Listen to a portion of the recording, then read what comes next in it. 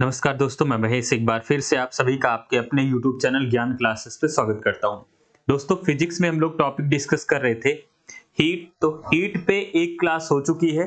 कुछ और important questions पे, प्रश्नों पे आज चर्चा करने वाले हैं।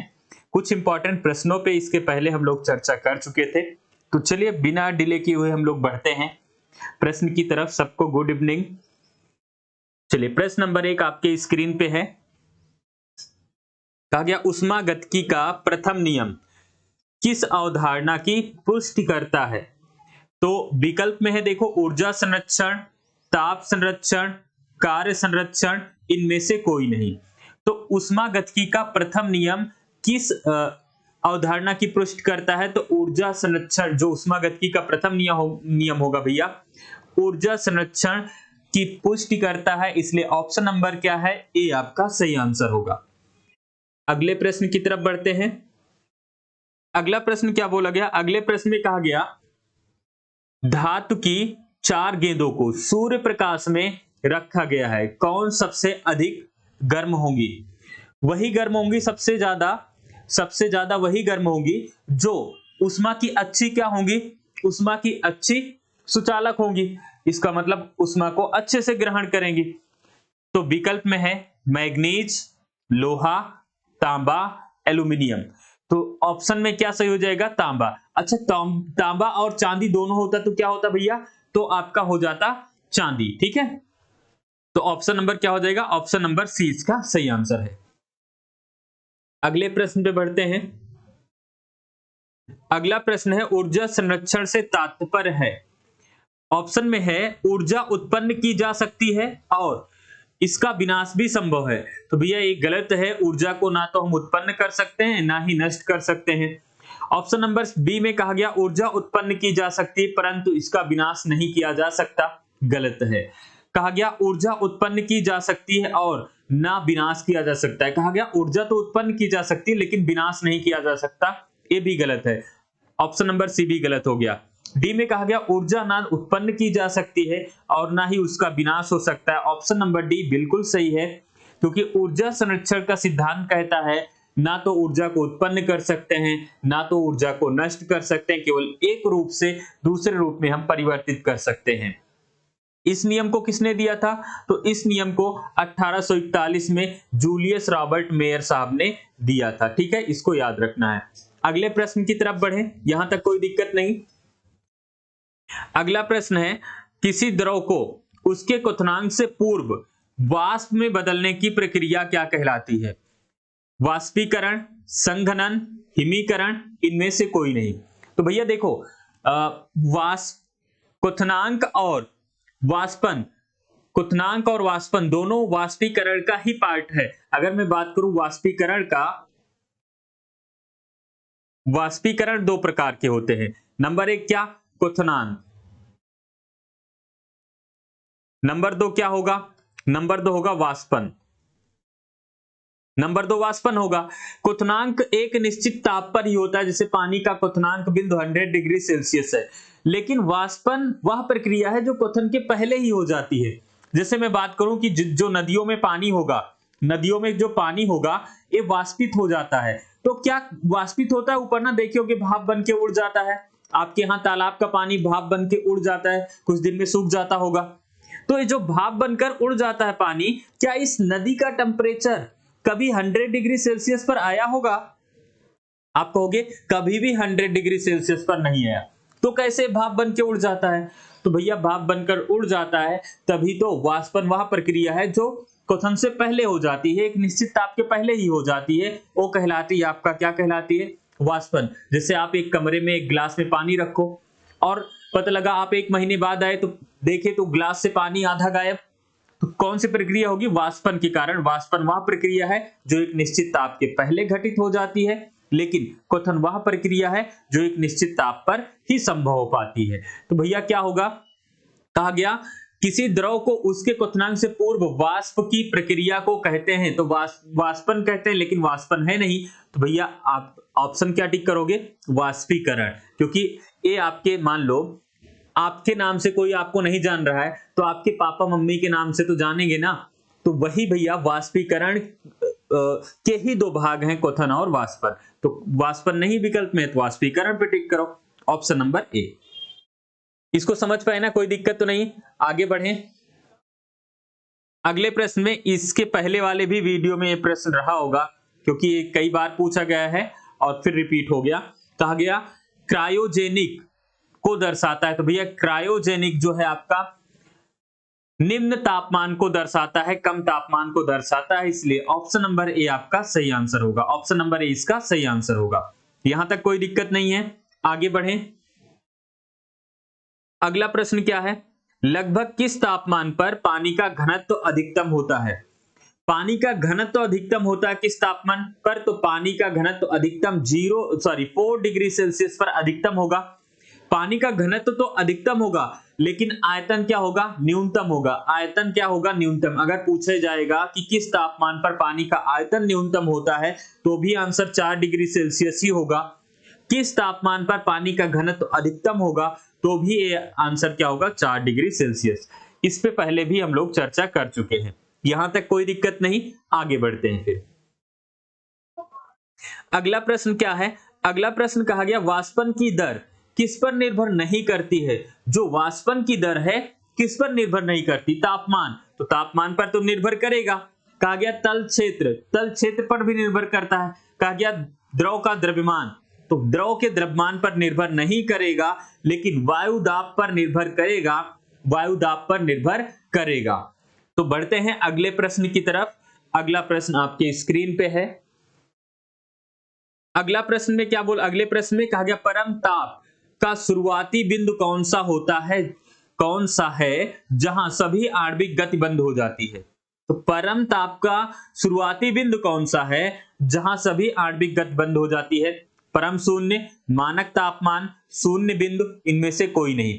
तो भैया परम ताप का शुरुआती बिंदु एब्सोल्यूट जीरो, यानी कि निरपेक्ष कहें जिसको हम कहें परम शून्य, वही है जहां पर जो है आपके गैसों की आणविक गति या सभी की आणविक गति क्या हो जाती है? बंद हो जाती है।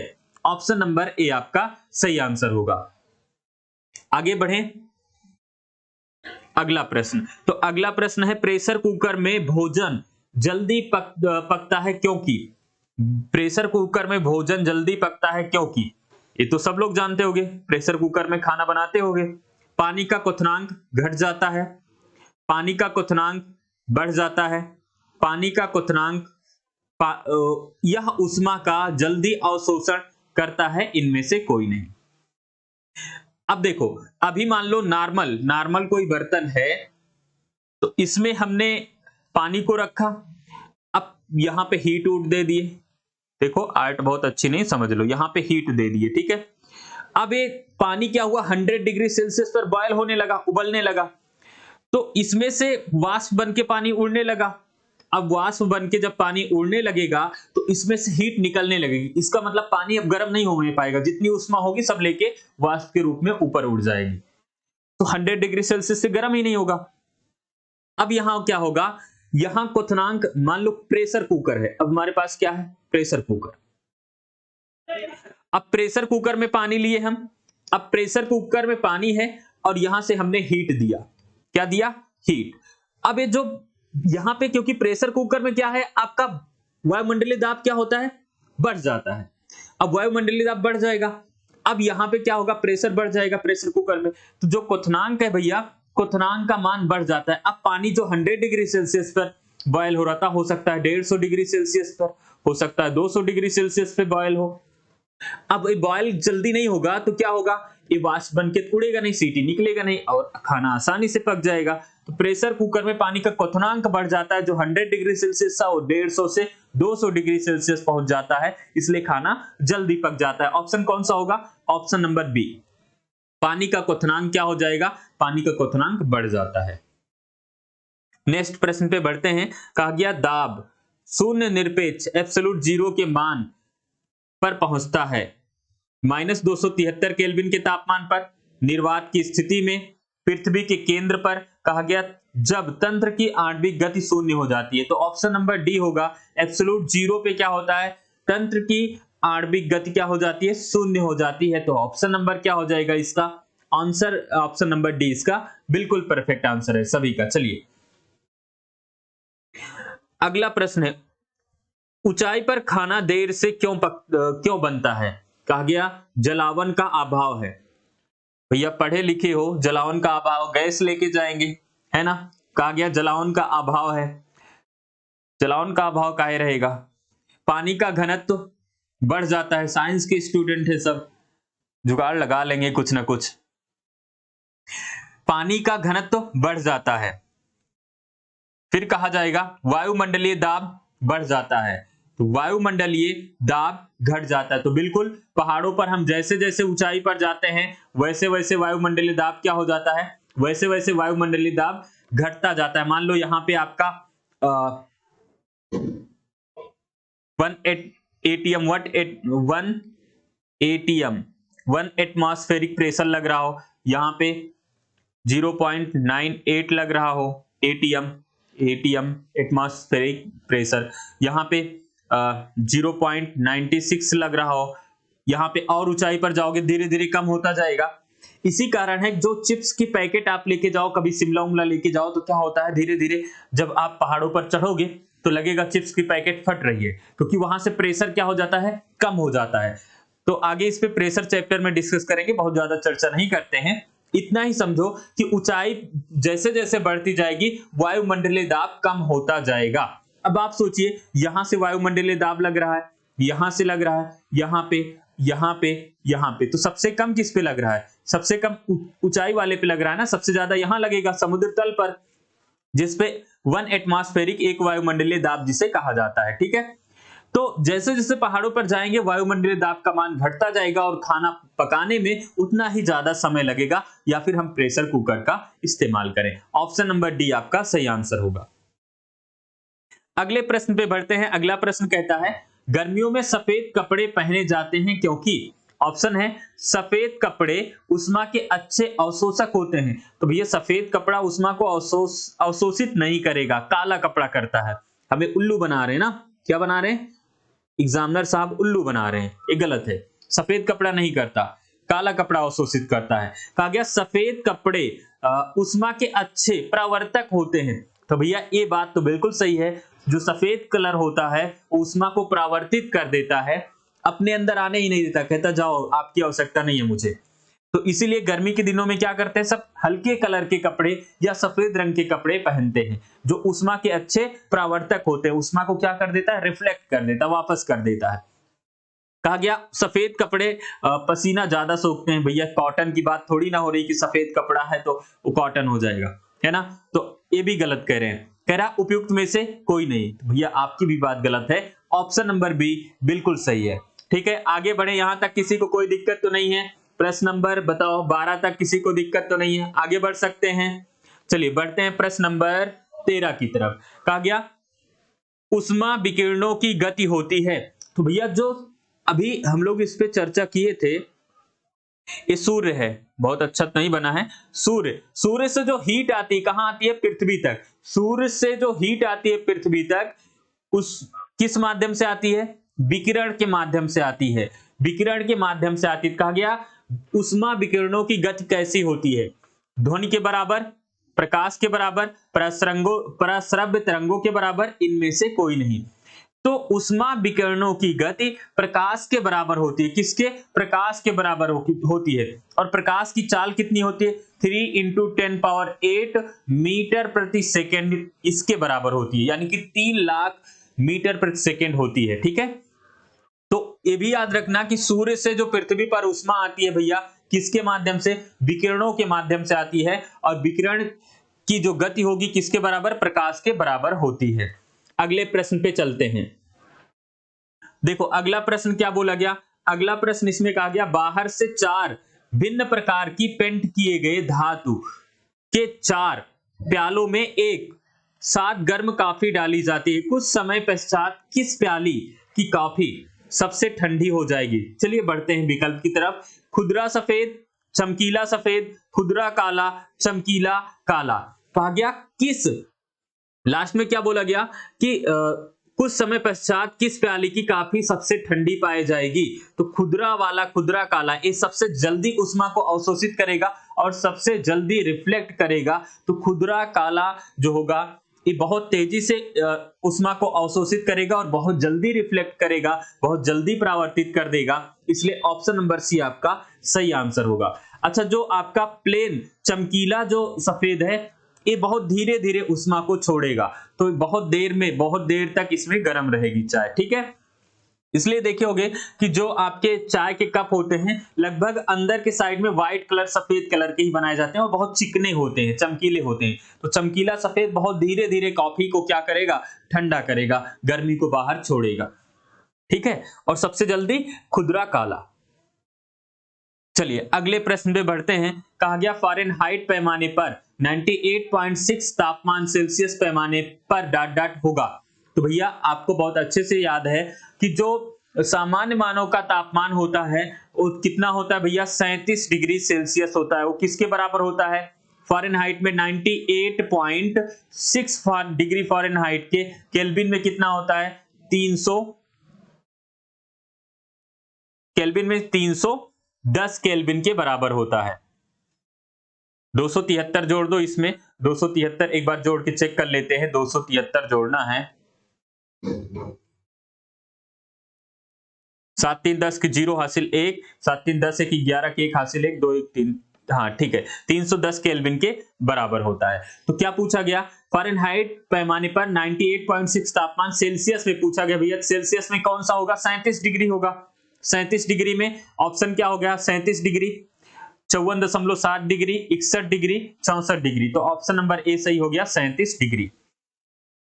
चलिए आगे बढ़ते हैं।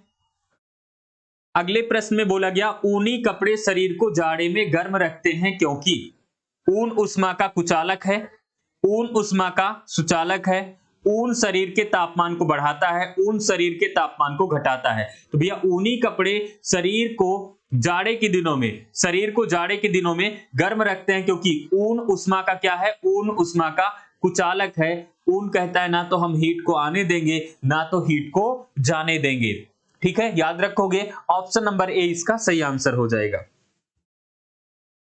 अगला प्रश्न है, कहा गया वह तापमान क्या कहलाता है? वह तापमान क्या कहलाता है जब एक ठोस वस्तु वायुमंडलीय दाब पर पिघलकर द्रव बन जाती है? वह तापमान क्या कहलाता है जब एक ठोस वस्तु वायुमंडलीय दाब पर पिघलकर द्रव बन जाती है? ऑप्शन में है गलनांक, गुप्त उष्मा, क्वथनांक बिंदु, संलयन की अव्यक्त उष्णता। तो भैया वह तापमान क्या कहलाता है जब ठोस वस्तु वायुमंडलीय दाब पर पिघलकर द्रव बन जाती है? तो उसको मेल्टिंग बोलते हैं, यानी कि गलनांक बोलते हैं, ठीक है। वो टेम्परेचर पूछेगा तो क्या बताओगे? तापमान 0 डिग्री सेल्सियस बताओगे, ठीक है। अगर फ़ारेनहाइट में पूछेगा तो कितना बताओगे? 32 डिग्री फ़ारेनहाइट। केल्विन में पूछेगा तो 273 केल्विन बताओगे। याद रखना कभी कभी टेम्परेचर भी पूछ लेता है, ठीक है। चलिए बढ़ते हैं आगे। कहा गया सेल्सियस में माप का कौन सा तापक्रम 300 केल्विन के बराबर होता है? 300 केल्विन के बराबर होगा। तो भैया आपको बहुत अच्छे से पता है कि अगर हमें सेल्सियस में मान पता है तो 273 हम जोड़ते हैं तो कितना आता है?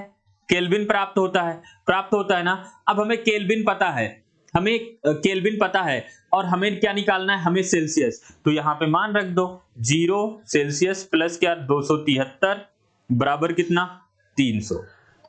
273 को घटा दो, अब 0 सेल्सियस हो गया बराबर 300 से 273 घटा दो, 300 माइनस में प्लस है, इधर जाएगा माइनस में हो जाएगा कितना? 273 घटाएंगे कितना हो गया? 73 में 7 जोड़ोगे कितना? 80।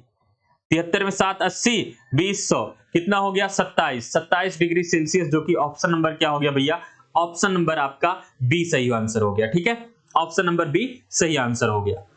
कोई दिक्कत नहीं किसी को। आप उस फार्मूले पे भी रख सकते हो, जो फार्मूला आपको बताया गया है उस पे भी रख सकते हो। फार्मूला क्या था?